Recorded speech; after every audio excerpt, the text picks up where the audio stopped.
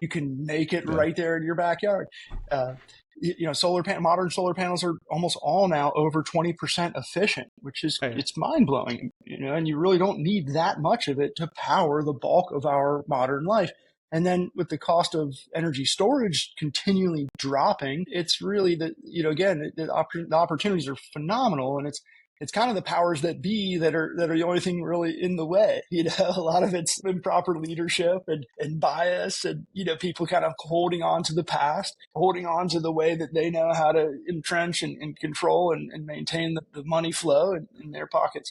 And so it's kind of a shame that more people don't see it as electric vehicles and solar as the path for the future and for independence and autonomy and, to be more secure and more resilient. We don't have to go into someone else's desert and deal with refinement. That's what always kind of makes me laugh. They're not going to take away my trucks. I'm never going electric. It's like, hold on, buddy. Let me just ask you, do you own an oil well or a refinery or a pipeline or freighters or where are you getting your freedom and your independence from the corner gas station? You're super dependent. You're more dependent than somebody driving on sunshine. So I don't quite get it. It has to do, it's so culturally nuanced, right? That the solar guys have always been the weenies that don't know what they're doing. And again, that's changing. For sure.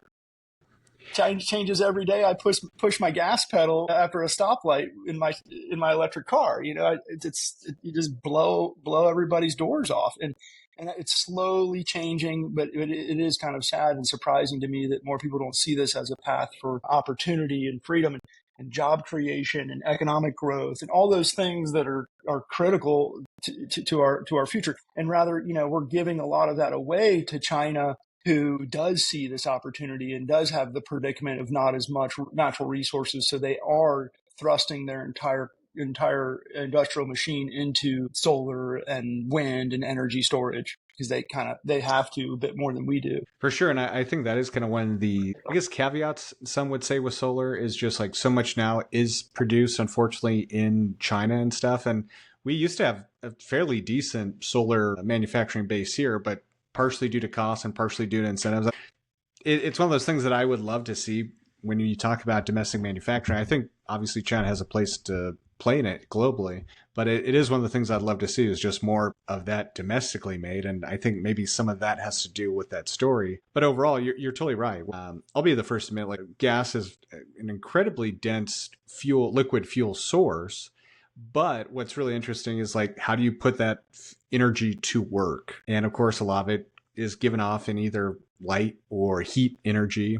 And then you only have X amount released after that can be put to work, yada, yada, yada, yada.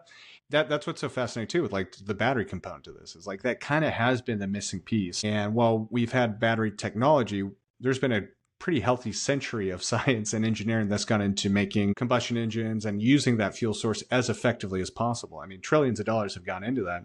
And so it's really cool to see how much progress has already been made, really even in the last decade, and just shows how much opportunity and kind of hope there is to further increase the energy density of it.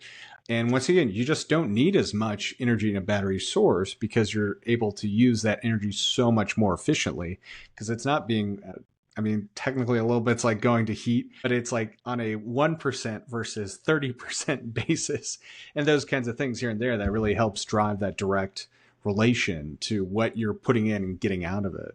So obviously I'm talking to the choir here, probably between our listeners and yourself, Patrick, as far as how that all works and what the potential is there for. But I guess I am curious. I know with your company, you guys are primarily based here, and then is a lot of the manufacturing overseas, or is it kind of a mix of both? A little mix, but by and large, the evacuated tube from our original product launch on the solar ovens was manufactured in China. It was originally manufactured in the States, Australia, Germany, and then China has really kind of dominated that in the 1990s, 2000s, and literally couldn't find any manufacturers outside of China when we first started. And then when it comes to a lot of the other elements that we integrate into our tech, photovoltaics, lithium ion, printed circuit boards, and just plastics and silicone, and you name the part, the Chinese supply chain is so robust that I've done a lot of exercises to consider domestic manufacturing, and they almost always end with X, the price and the timelines are way longer in the States. I do hope that changes. I don't see that changing anytime soon,